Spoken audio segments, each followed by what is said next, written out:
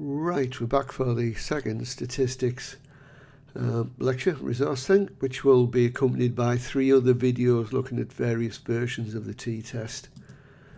Okay, moving on. So we're going to look at a couple of quick reminders about hypotheses and normal distributions. Again, probably a reminder about confidence intervals, and start looking at t-tests and the various information we can get from them. We'll also look at box and whisker plots, which are useful for this sort of thing, different types of t-tests, and then just have a quick review of what you can expect from the Excel files and videos. Okay, so confidence intervals, but hypotheses first. This is a reminder from a previous lecture. I'm not going to go on about it. You've seen this before, and you can pause the video and have a read if you need to. Again, a couple of specific examples. In the Excel tutorials, we will see several more, including some examples for you to develop. And again, another reminder from previous lecture, the characteristics of a normal distribution, particularly with respect to the alpha value of 0.05, 95% confidence interval. Make sure you understand these issues. Check the previous lecture, and there are, of course, loads of online resources, some of which are vaguely comprehensible. But you do need to sort of conceptualize what the 95% confidence interval is. But just to help you out, quite an odd link here. This is from the Ministry of Defence, a tutorial on confidence intervals. They evidently had a bunch of tutorials, which is the only one I can find. As mentioned before, 95% confidence interval, the value most often used as an alpha of 0.05. It basically says that if we repeat an experiment or observation 20 times, we can be confident in statistical terms that in 19 out of our 20 trials, the results will be valid. That is due to something we have changed or observed rather than due to random chance. Again, a little bit of revision. This is our 95% confidence interval mapped onto the normal distribution. We've seen this before. Okay, so the t-tests. The t-test will need you to install the analysis toolkit in Excel, and you need to use a full version of Excel. The iPad version, but there's not a chance of that working. There's a link here which will take you through to a YouTube video on how to do it. The t-tests basically look at the difference in the means, that is to say the average of sample groups. We'll look at specific examples, including hypotheses in the examples. BMJ link may be used as a citation. Not many others are available as ever, but it's quite a reasonably well written one.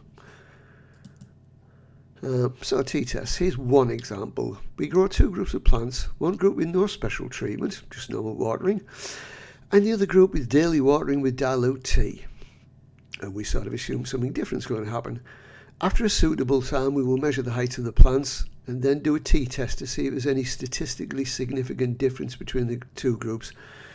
I can see us doing this as an experiment in semester 2, first year food chain and sustainability, or food sustainability it's called now. Maybe have students growing some plants. When you do a t-test, and don't worry, Excel will work all this out for you, it gives you a range of statistics, including the t-score. Now, basically, the bigger the t-score, the bigger the difference is in within group averages between the groups. So the more different the groups are, basically. This can be quite hard to interpret, and we will mostly focus on the p-value in the examples and the exercises we will look at. So p-values, the t-test will give us p-values. By low in this context, we mean less than the alpha value of 0.05 for a 95% confidence interval. Again, we'll look at this in much more detail in the examples and exercises. Ideally, our data should be normally distributed. There are a variety of formal statistical tests that can assess this, and we will look at these later on in the statistics series, but for now, we'll just use a box and whisker plot as a convenient way of visually displaying the data distribution. Again, we'll talk about this in the examples and exercises when we have a look at the Excel files. Box and whisker plots can be generally useful for displaying group data. These examples are from a recent modelling study of how COVID-19 spreads in different environments. Quite an interesting paper. You can see the links from the original paper and a commentary on it from a US business resource, which is interpreting it, suggesting that full-service restaurants are one of the best ways to spread COVID virus, which is interesting. So these are the three types of t-tests. The paired ones look at situations where we have two related data sets. The unpaired variety examines a single data set against some existing value, although it calls it a one sample test. It's not one sample, it's one data set. So the unpaired t-test, our plant study is an example of this. So we've got two different but related groups involved in the study. Here are plants, and the study's probably done. The two studies will be done simultaneously to ensure that conditions are identical. In the paired t-test, measurements on the same group are done at different times or under different conditions. So here we have cyclists carrying out a timed exercise. The first time they've avoided caffeine for 24 hours before the test. In the second test, they are given a measured amount of caffeine shortly before the test, and we look to see if there's any difference. Again, we've got some examples of these data in the Excel files. The one sample t-test has one sample set, not one data item, and examines how different that set is from some standard values. In one of the examples we will look at, the protein content of a sample of protein bars is examined against an expected content. In that exercise, we'll also look at how to use Excel to produce a histogram, which is slightly obscure, but histograms are occasionally quite useful. These are relevant video files and Excel files. They'll be produced one Excel file and one video file for each one. When you look at the Excel files, there are a group of workbooks.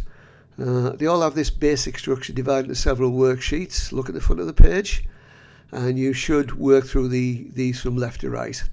We started with raw data. As mentioned before, we never edit the raw data, we just copied it to another worksheet, in this case called data presentation.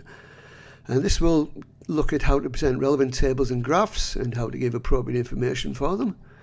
The next workbook, the unpaired t-test in this example, is a summary of the statistical test with discussion of the results. And it'll show you how to do it basically in the Excel file, in the video file as well. Sample data is more raw data for you to work with. When you've done this, but not before, see sample data worked for answers. Okay, that's all. Thanks for listening.